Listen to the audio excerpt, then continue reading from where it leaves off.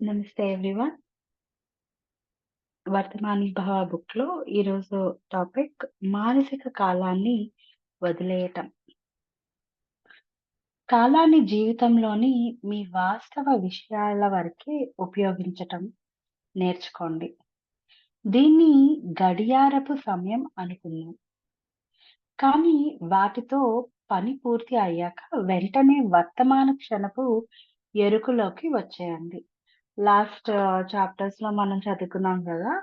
ఏంటంటే ఆహ్, మనం పాస్ట్‌లోకెళ్ళినా, ఫ్యూచర్‌లోకెళ్ళినా మళ్ళీ వెంటనే దాని తాలూకా పర్పస్ అనేది అయిపోయిన వెంటనే, ఆ వర్క్ అయిపోయిన వెంటనే మళ్ళీ మనం ఆ వర్తమానం అన్న దాంట్లోకి వచ్చేయాలన్నమాట. సో,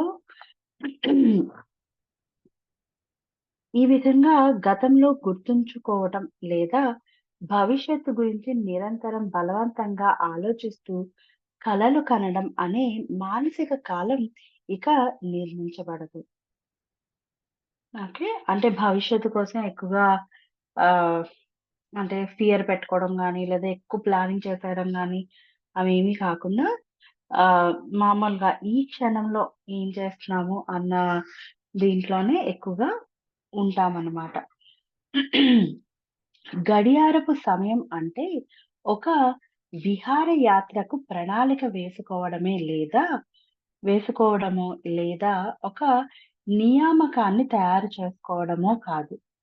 మళ్ళీ మళ్ళీ గతంలో చేసిన తప్పులే తిరిగి చేయకుండా దాని నుండి నేర్చుకోవడం అనే అంశం కూడా ఇందులో ఇమిడి ఉంటుంది.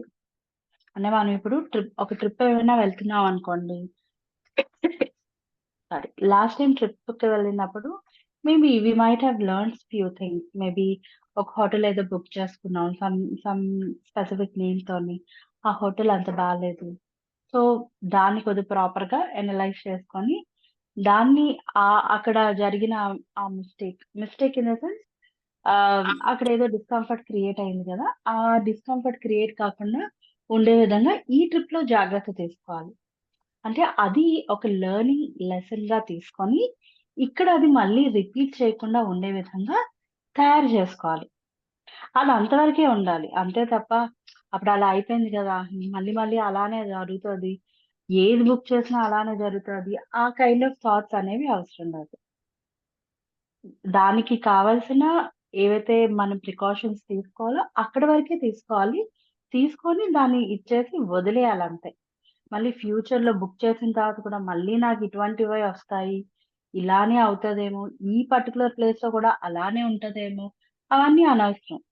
ఒక లెసన్ నేర్చుకోవాలి అనేసన్నప్పుడు, ఆ నేర్చుకున్న లెసన్ అనేది ఇక్కడ రిపీట్ అవ్వకుండా మన బెస్ట్ ట్రై చేస్తాము.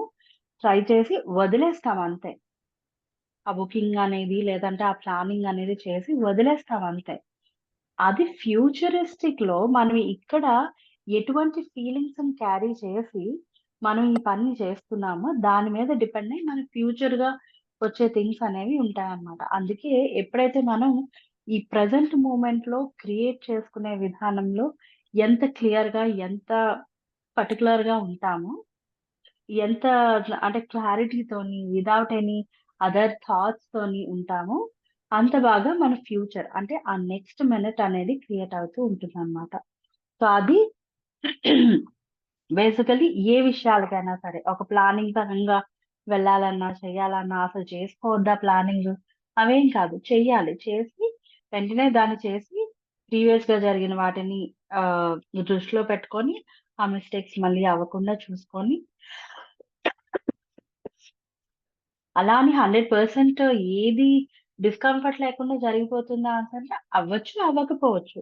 దానికి కూడా రెడీగా ఉండాలి. నేను ఇన్ని ప్రికాషన్స్ తీసుకున్నా సరే తిరిగి మళ్ళీ అలానే అయ్యింది. అవన్నీ అవసరం లేదు. దట్ ఈస్ అన్ ఎక్స్‌పీరియన్స్ అంతే. That is something learning for next time. Maybe something different kind of learning for next time. లేదా చాలా హ్యాపీగా చాలా ఈజీగా అయిపోవచ్చు. It's all how we create in this present moment. Again, okay.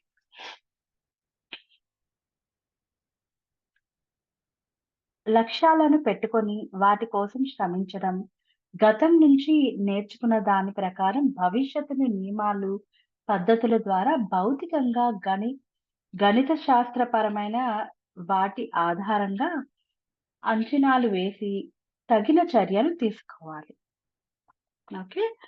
అంటే మనకి ఏవేవైతే ఈ ఫిజికల్ వరల్డ్ రిలేటెడ్‌గా కొన్ని థింగ్స్ ఏవైతే ఉన్నాయో వాటన్నిటిని యూజ్ చేసుకోమనే చెప్తున్నారు. కానీ వాటితోని లైఫ్‌ని లివ్ చేయొద్దు అని చెప్తున్నారు. ఓకే. కానీ ఇక్కడ కూడా భూత భవిష్యత్తును సూచించకుండా ఉండలేని ఈ వాస్తవ జీవన పరిధిలో కూడా వర్తమాన క్షణమే కీలకమైనదిగా మిగులుతుంది. గతంలో నేర్చుకున్న ఈ పాఠమైనా ప్రస్తుతాన్వయ ప్రస్తుతన్వయమై ఈ క్షణంలో ఉపయోగపడుతుంది. ఏదైనా ప్రణాళిక కానీ, ఒక నిర్దిష్టమైన లక్ష్యాన్ని సాధించడానికి చేసే ప్రయత్నం కానీ, ఈ క్షణంలోనే చేయబడుతుంది. అంటే ఏదన్నా సరే, ఈ క్షణంలోనే మనం క్రియేట్ చేసుకుంటూ ఉంటాం. మన ఫ్యూచర్ అనే దాన్ని ఈ క్షణంలోనే క్రియేట్ చేస్తామనమాట. జ్ఞానం పొందిన వ్యక్తి ధ్యాసంతా ఈ క్షణం పైనే ఉంటుంది. అయినా వాళ్ళు బాహ్యంగా కాలాన్ని తీసుకునే ఉంటారు.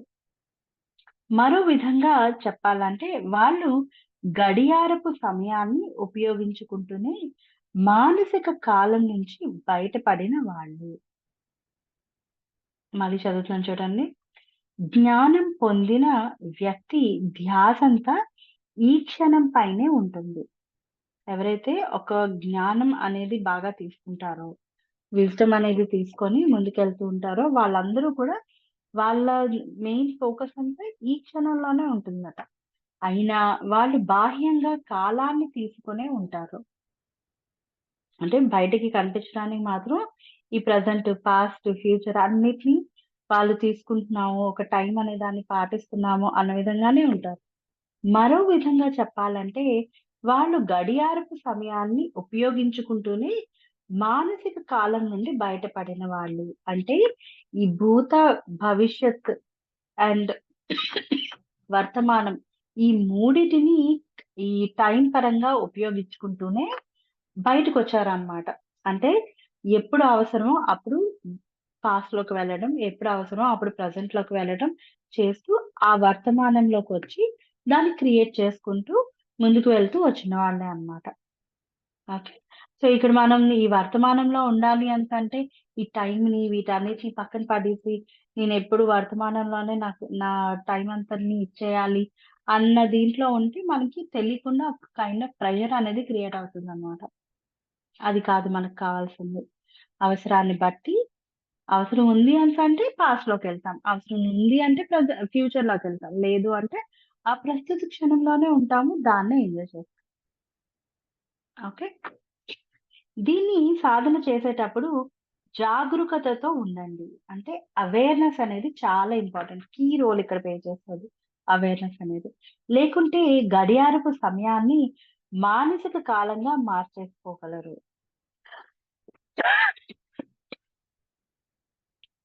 ఉదాహరణకు గతంలో చేసిన తప్పు నుండి ఇప్పుడు నేర్చుకుంటున్నట్లయితే మీరు గడియారపు సమయాన్ని ఉపయోగిస్తున్నట్లే. అలాగే మానసికంగా అందులో ఉండిపోయి, విమర్శించుకుంటూ, పశ్చాత్తాపపడుతూ, అపరాధ భావంతో కుంగిపోతే, ఆ తప్పును నేను నాదిగా చేసుకున్నట్లే దాన్ని మీ ఎరుక స్ఫూర్తిలోని భాగంగా చేసుకుంటాము. అప్పుడు అది తప్పుడు గుర్తింపులతో ముడిపడిన స్వీయ తత్వపు భారంగా తయారై, ముడిపడిన మానసిక కాలంగా మారుతుంది. క్షమించకపోవడం తప్పనిసరిగా భారమై, మానసిక కాలానికి దారితీస్తుంది. అంటే ఇక్కడేం చెప్తున్నారంటే, మనం ఎప్పుడైతే ఆహ్, పాస్ట్‌లో నుంచి తెలుసుకొని కూడా స్టిల్ ఈ ప్రెజెంట్ మొమెంట్‌లో దాన్ని ఒకసారి తీసుకోవాలి అన్నప్పుడు, సేమ్ కైండ్ ఆఫ్ సిట్యుయేషన్స్ మళ్ళీ అక్కర్ అవుతాయి అని చెప్పి మనం ఏవైతే ఆ ఫియర్స్ అవన్నీ క్రియేట్ చేసుకుంటూ మన ఫ్యూచర్ అనే దాని కోసం ప్లాన్ చేస్తూ ఉంటామో, తెలియకుండా మనం ఆహ్, ఆ పాస్ట్ అన్న మైండ్ సెట్ అన్న దీంట్లోకి ఈ టైమ్ అంటే ఈ టైమ్ రిలేటెడ్‌గా మనకి కొన్ని ఉన్నాయి గదా! పాస్ట్‌లో ఎక్కువ ఉండడం, ఫ్యూచర్‌లో ఎక్కువ ఉండడం. ఆ కైండ్ ఆఫ్ జోన్‌లోకి మనం తెలియకుండా మనం వెళ్ళిపోతూ ఉంటామనమాట. ఆ వెళ్ళిపోవడం వల్ల ఏంటంటే, మనల్ని మనమే ఎ అంటే బ్లేమ్ చేసుకునే విధంగా మనం తయారవుతాం ప్రతి విషయానికి. మనకది కాదు కదా! ఈ లాస్ట్ మినిట్ మనం ఏదైనా ఒక చిన్న మిస్టేక్ చేశాము అనేసంటే, ఆ లాస్ట్ మినిట్‌తో అయిపోయిందది. అంతే. దానికి అక్కడ నేర్చుకున్నాము. ఆ నేర్చుకున్న దాన్ని మళ్ళీ ఈ వర్తమానంలో మనం రిపీట్ చేయకూడదు. అక్కడి వరకే. దానికి మించి దాంతో మనకి ఎటువంటి సంబంధం లేదు. ద అద్ అది ఆ మిస్టేక్ అంటే మేబీ ఆ వే ఆఫ్ థింకింగ్ కావచ్చు, అడాప్టింగ్ ఇది కావచ్చు. మేబీ ఆ టైంలో, ఆ నానో సెకండ్‌లో మనం కొద్దిగా లోవర్ ఎనర్జీ అన్న ఫీల్డ్‌లోకి వెళ్ళొచ్చు. బట్ ఇమ్మీడియేట్‌గా when we realise that within a within a 1 minute or so మన ఫ్రీక్వెన్సీ అనేది పెరగొచ్చు కూడా. సో, అందుకేగా అంటారెప్పుడు కూడా మన కాన్షియస్‌నెస్ అనేది ఎప్పుడు పెరుగుతూనే ఉంటుంది. ఒకవేళ అది బ్యాక్‌కెళ్ళినా వెంటనే బ్యాక్ వెంటనే దాన్ని ప్రెజెంట్ మూమెంట్ అన్న దీంట్లోకి రాగలిగే కేపబిలిటీ అనేది చాలానే ఉంది మన కాన్షియస్‌నెస్‌కి. అలా గ్రో అయ్యే కేపబిలిటీ కూడా చాలానే ఉంది. కానీ మనం దాన్ని ఏ విధంగా అంత ఫాస్ట్‌గా అక్కడికి తీసుకెళ్ళగలుగుతాం అన్నది మన చేతుల్లో ఉంటది. ఇక్కడ దేని వల్ల మనం ఇక్కడ బ్యాక్‌కొచ్చినా వెంటనే అక్కడికి వెళ్ళగలుగుతాం? ఎలా వెళ్ళగలుగుతాము అనేసంటే because of our awareness. Awareness అనేది చాలా చాలా ఇంపార్టెంట్ అన్నమాట. ఏ పని చేసినా అవేర్‌గా చేయటం. ఎంజాయ్ చేస్తూ చేయటం. ఎప్పుడైతే మనం ఆ విధంగా చేస్తూ ఉంటామో, మన చుట్టుపక్కల జరిగే ప్రతి విషయాన్ని చాలా ఈజీగా గమనించగలుగుతాం. ఈజీగా. చాలా చాలా ఈజీగా గమనించగలుగుతాం. కానీ ఈ సేమ్ థింగ్‌నే మనం అవేర్‌గా ఉండాలి అన్న కైండ్ ఆఫ్ అండర్‌స్టాండింగ్‌తో ఎళ్తే ఆహ్, మనం ప్రెషర్ అనేది తీసుకుంటాం. అలా కాకుండా నేను ఈ క్షణాన్ని ఎంజాయ్ చేస్తాను అన్న విధంగా తీసుకున్నప్పుడు, అప్పుడు ఉండే అవేర్‌నెస్ అనేది వేరు. అది మీకు చాలా ప్రశాంతత అనేది ఇస్తది మనకి. బట్ ఎప్పుడైతే నేను అవేర్‌గానే ఉండాలి అన్న కైండ్ ఆఫ్ థాట్ ప్రాసెస్ అనేది మనం పెట్టుకున్నప్పుడు, తెలియకుండా మనం ప్రతిదాన్ని దేన్ని అబ్జర్వ్ చేయాలి, దేన్ని ఎక్కువగా తీసుకోవాలి, దేన్నసలు తీసుకోకూడదు అన్న కైండ్ ఆఫ్ కన్‌ఫ్యూషన్స్ అవన్నీ కూడా క్రియేట్ అవుతాయన్నమాట. క్లారిటీ మిస్ అవుద్ది. ఎందుకు అనేసంటే, మనం అవేర్‌గా ఉండాలి అన్నది ఒక ప్రెషర్‌లో తీసుకుంటాం కాబట్టి. సో, ఎప్పుడు కూడా స్పిరిచువాలిటీలోని there is no pressure. Only pleasure. అంటే it's a very very deep blissful feeling అన్నమాట. మనం ఎంత స్పిరిచువాలిటీని ఎంజాయ్ చేస్తూ ముందుకు వెళ్తూ ఉంటామో, అంత మంచిగా దాన్ని మనం ఎక్స్‌పీరియన్స్ చేయగలుగుతాం. చాలా మందికి ఇది కూడా ఉంటది. ఏంటంటే ఆహ్, స్పిరిచువాలిటీలో వచ్చాము అనేసంటే, ఇది ఇంకా కొన్ని థింగ్స్ ఇంక కంపల్సరీ చేయాలి, చేసి తీరాలి. లేదంటే నాకు పనిష్మెంట్ ఒస్తది, జేస్తది అన్న విధంగా తీసుకుంటారు.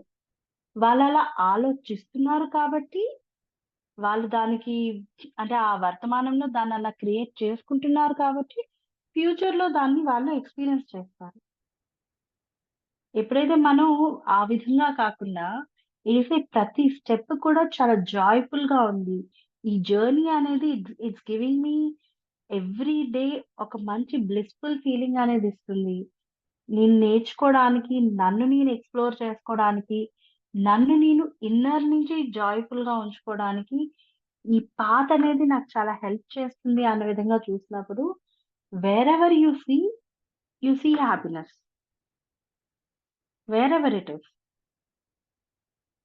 ఇక్కడ మామూలుగా అంటూ ఉంటాం కదా! అంటే ఆహ్, మనం ఏ విధంగా చెప్తాము, ఇప్పుడు ఎవరైనా ఎలా ఉన్నారు అనేసంటే, నేను సూపర్‌గా ఉన్నాను అన్నదే నోట్లో నుంచి వస్తది. అది ఏ విధంగా వస్తుంది అనేసంటే నేను చాలా సార్లు చెక్ చేసుకున్నా. నా సిట్యుయేషన్స్ ముందున్నవన్నీ చాలా డిఫరెంట్‌గా ఉండొచ్చు. కానీ నేను నా లోపల నుంచి వచ్చేది మాత్రం నేను చాలా సూపర్‌గా ఉన్నాను అన్నదే వస్తది. అది వచ్చినప్పుడు ఆ ముందున్న థింగ్స్ అన్నీ నాకు చాలా చిన్నగా కనిపిస్తాయి. చాలా చిన్నగా. దేర్ ఈస్ నథింగ్ అన్నమాట. నథింగ్ అంటే నథింగ్. అంటే మనం చూసే పర్స్పెక్టివ్ అనేది చాలా డిఫరెంట్‌గా మారుతుంది. అది ఫ్యూచర్‌లో నాకు ఎటువంటి ఇష్యూ క్రియేట్ చేస్తదా? ఇచ్చేస్తదా? అవేం లేదు. ఫియర్ లేదక్కడ. ఓన్లీ ఒక మంచి ఫీలింగ్ అనేదుంది. నేను చాలా సార్లు చెక్ చేసుకున్నాను నన్ను నేను. ఓకే.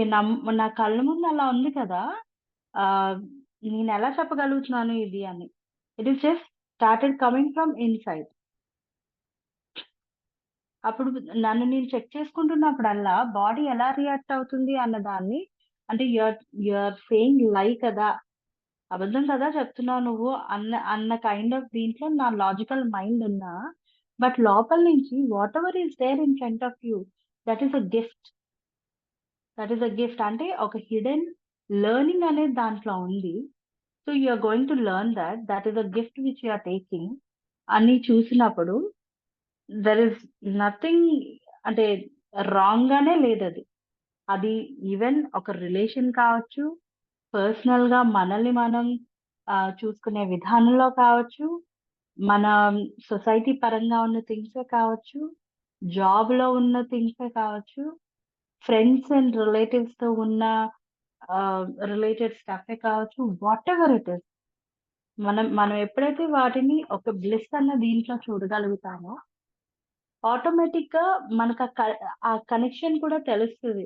ఆ చెకింగ్ కూడా తెలుస్తది. ఓకే. నేనొక మాట మాట్లాడుతూ ఉన్నప్పుడు ఎటువంటి ఆహ్, ఫీలింగ్ అనేది ఇన్నర్ నుంచి క్యారీ చేస్తున్నా.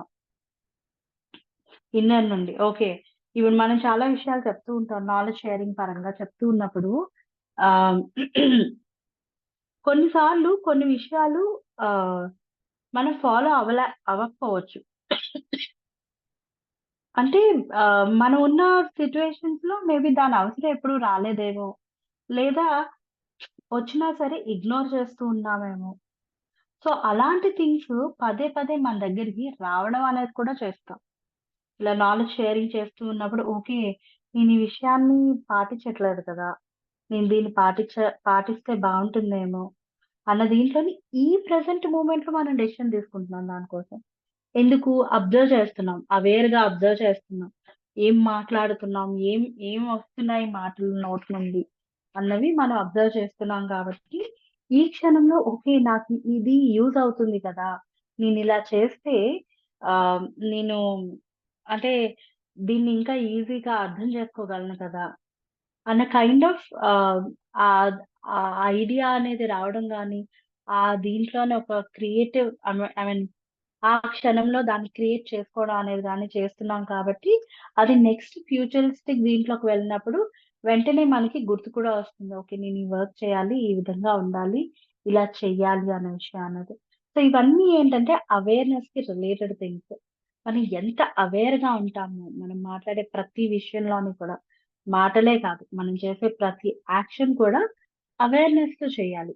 అవేర్‌నెస్ అనేది ఎంజాయ్ చేస్తూ ఆహ్, అవేర్‌నెస్‌తో ఉండగలగాలి. ఆహ్, నేను ప్రతీదీ అబ్జర్వ్ చేసేయాలి. ప్రతి దాని నుంచి నేను నేర్చుకోవాలి. ఇదిలా అయ్యింది. ఒక చిన్న నొప్పొచ్చిందంటే నాకు వెంటనే ఏదో అయిపోయింది. దానికేదో అనాలిసిస్ చేసేయాలి. అవన్నీ అనేది మేబీ ఒక పాయింట్ ఇన్ టైమ్‌లో అవసరం ఉండొచ్చేమో. But every time when your consciousness is growing అన్నప్పుడు మేబీ అంత minute things it won't effect you. మనం మనం పెరుగుతూ ఉండాలి. ఇప్పుడు మనం మెడిటేషన్ చేస్తున్న కొత్తలో అందరికీ ఎనర్జీ బేస్డ్ ఎక్స్‌పీరియన్సెస్ చాలా వస్తాయి. నేచర్ బేస్డ్ ఎక్స్‌పీరియన్సెస్ చాలా వస్తాయి. దేవుడిని చూసాము అన్న ఫీలింగ్ అనేది చాలా వస్తుంది. కానీ ఆ దేవుడిని చూసాము, అదే బావుంది, అక్కడే ఉండిపోతాము అనేసంటే ముందుకెళ్ళలేం మనం ఇంకా. సో, ఎవ్రీ ఫేజ్ నుంచి మనం ముందుకు వెళ్తూ ఉండాలి. ఎవ్రీ థింగ్ నుంచి ముందుకెళ్తూ ఉండాలి. ఒకే దగ్గర ఉండిపోకూడదు. ఎప్పుడైతే మనం ఆ విధంగా మన అవేర్‌నెస్‌ని పెట్టుకొని ముందుకెళ్తూ ఉంటామో, ఇప్పుడు ఒక థర్డ్ ఐ మాస్టర్ ఉన్నారు. థర్డ్ ఐ ఎక్స్‌పీరియన్సెస్ వస్తున్నాయి. ఓకే. వచ్చాయి. What is next? Along with it something else is also there. అది ఒక్కటే గాదు. సంథింగ్ ఎల్స్ కూడా ఉంటది మనం ముందుకెళ్ళాలి అనుకుంటే. సో, ఇదొక లెర్నింగ్. ఇదొక technique to know about something మన కోసం కావచ్చు, లేదా మన పక్క వాళ్ళ కోసం కావచ్చు, ఫ్యూచర్‌ని చూసే విధంగా కావచ్చు. అదొకటుంది. ఓకే. ఉంది. యాక్సెప్ట్ చేస్తాం. What about next things? So, అవన్నీ కూడా మనం ఎప్పుడు వాటన్నిటి మీద ఇచ్చేయగలుగుతాము అనేసంటే, మనం ఎప్పుడైతే అవేర్‌నెస్ అనే దాన్ని డీప్‌గా క్రియేట్ చేసుకుంటామో, అప్పుడు వాటినన్నిటిని కూడా బాగా ఎక్స్‌పీరియన్స్ చేయగలుగుతాం.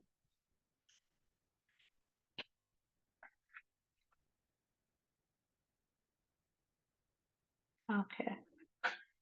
ఒక లక్ష్యాన్ని ఎంచుకొని దాని కోసం పాటుపడుతున్నట్లు మీరు గడియారపు సమయాన్ని ఉపయోగించటం కూడా ఎక్కడికి వెళ్ళాలో మీకు బాగా తెలుసు. కానీ మీరు పూర్తి ధ్యాసంతా ఈ క్షణంలో వేస్తున్న అడుగుపై ఉంచి దాన్ని గౌరవిస్తారు. సంతోషం కోసమో, సఫలత కోసమో లేదా మరింత పరిపక్వ స్వానుభవం కోసమో ఆశిస్తూ లక్ష్య సాధన చేస్తూ మాత్రం ఇక ఈ క్షణాన్ని గౌరవించట్లే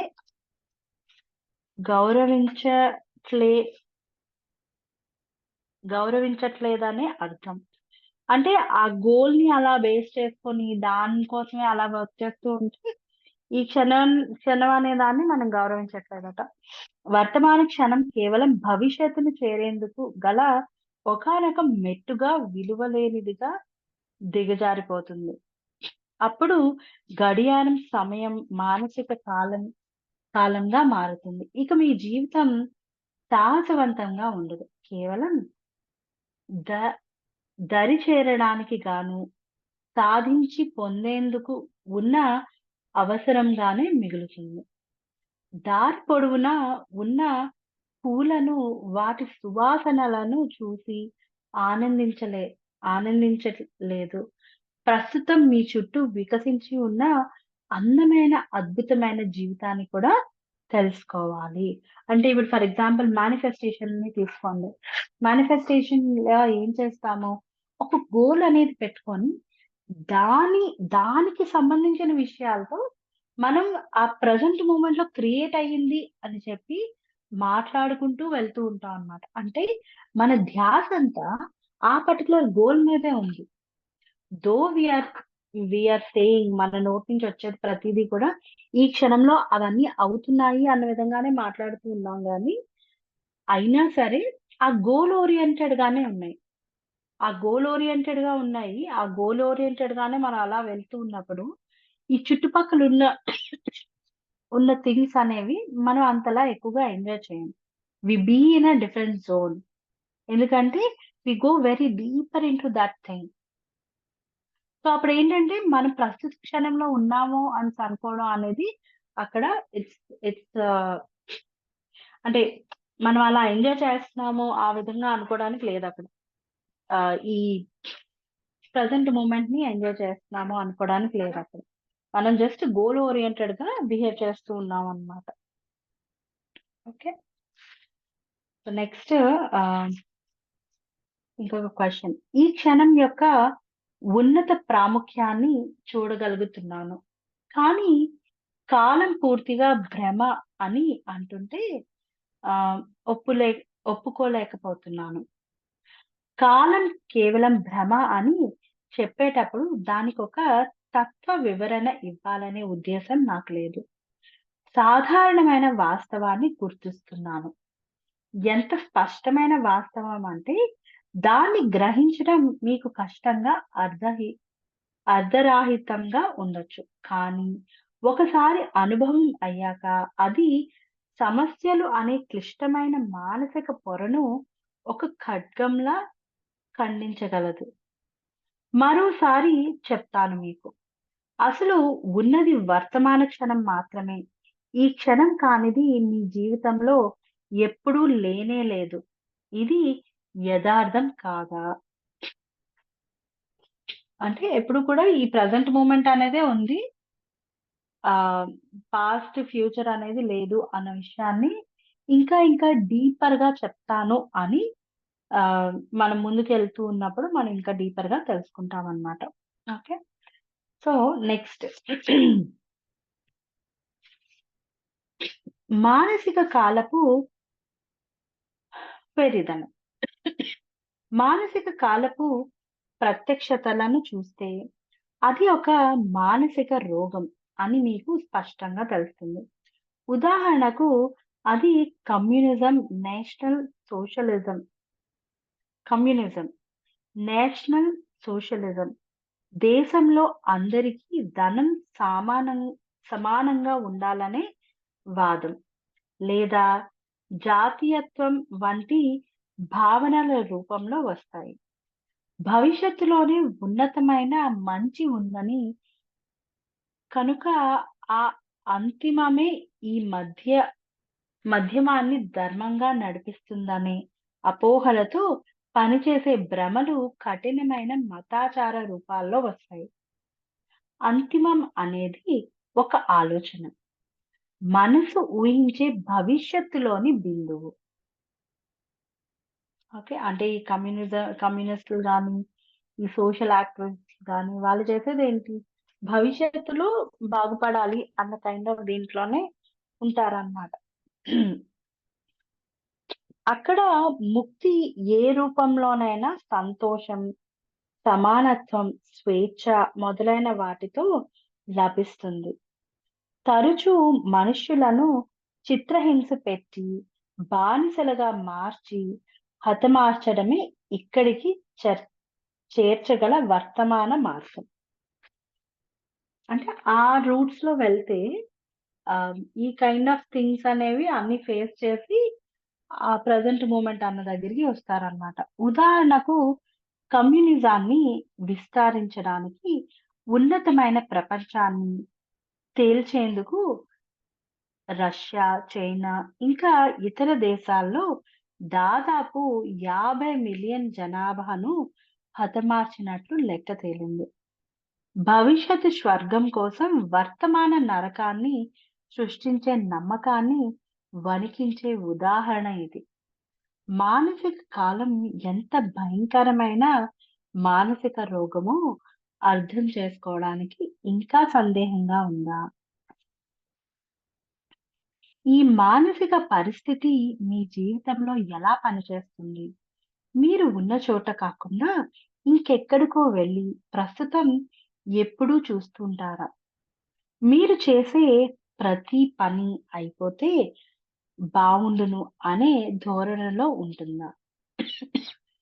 స సఫలత ఇక్కడికిక్కడే ఉన్నట్లు, లేదా ఆహారం, మద్యం, కామం, మత్తు పదార్థాలు, ఉద్రేకాలకే పరిమితమైపోయిందా? సాధించడం, దక్కించడం కోసం మానసికంగా సఫలత పొందుతున్నట్లుగా నమ్ముతున్నారా? మీ జీవితానికి అర్థాన్నిచ్చే అమ్మాయి కోసమో, అబ్బాయి కోసమో ఎదురు జూస్తున్నారా? మామూలు మనస్సులో గుర్తింపబడిన లేదా జ్ఞానం పొందని చైతన్య స్థితిలో వర్తమాన కాలంలో దాగి ఉన్న అత్యంత శక్తి, అనంతమైన సృజనాత్మకతలు మనస్సు వేగం వలన పూర్తిగా కప్పబడిపోతున్నాయి. మీ జీవితం తనలోని ప్రకోపితాన్ని, తాజాదనాన్ని, అద్భుతాన్ని కోల్పోతుంది. అంటే మన లోపలున్న క్రియేటివ్ పార్ట్ అనే దాన్ని గాని, లేదో అప్పటికప్పుడు ఉన్న ఫ్రెష్ ఫీలింగ్ ఏదైతే ఉందో, వాటన్నిటిని కూడా మనం ఎక్స్‌పీరియన్స్ చేయమనమాట. ఏంటంటే, ఓకే. ఇదయిందా? దీంతో పాటు ఇంకేదో చేయాలి కదా! దాని మీదకెళ్ళిపోతాం. ఇక్కడ చేసే థింగ్స్ దేని మీద కూడా మనకి ఇదుండదు. ఎప్పుడు కూడా ఒక కైండ్ ఆఫ్ రన్నింగ్ అన్న దీంట్లో ఉంటాము. లేదంటే ఏదో ఆలోచిస్తూ ఎక్కడో ఉంటాం తప్ప ఆహ్, అవేర్‌నెస్ అన్న దీంట్లో మాత్రం ఉండమనమాట. తెలియకుండానే మనమే ఒక లేయర్ అనే దాన్ని అలా ఫార్మ్ చేసుకుంటూ వస్తూ ఉన్నాము. ఆలోచన యొక్క పాత పద్ధతులు ఉద్వేగం, ప్రవర్తన, ప్రతిచర్య, కోరికలు మళ్ళీ మళ్ళీ అంతులేని ప్రదర్శనాల్లో వ్యక్తమవుతాయి.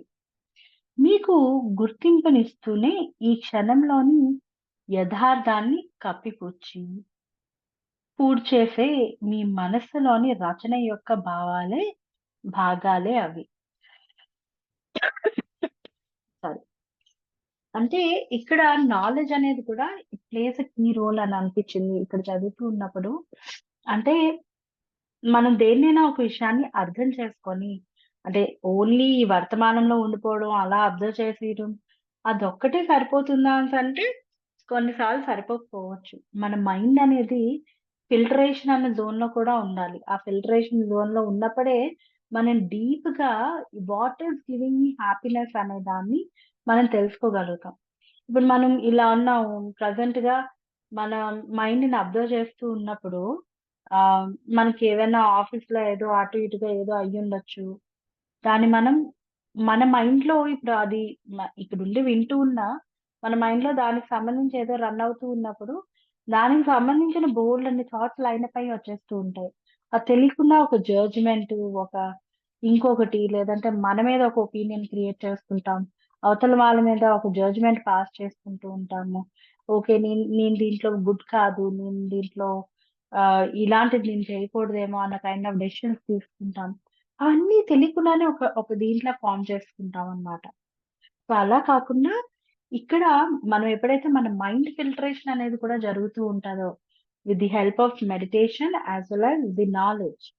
ఎప్పుడైతే వాటితో పాటు మనం ఈ క్షణంలో ఉండడం అనేదాన్ని ఎప్పుడైతే చేస్తూ ఉంటామో, వాటిని ఇంకా ఇంకా డీప్‌గా ఎక్స్‌పీరియన్స్ చేయగలుగుతాం. ఎంజాయ్ చేయగలుగుతాం.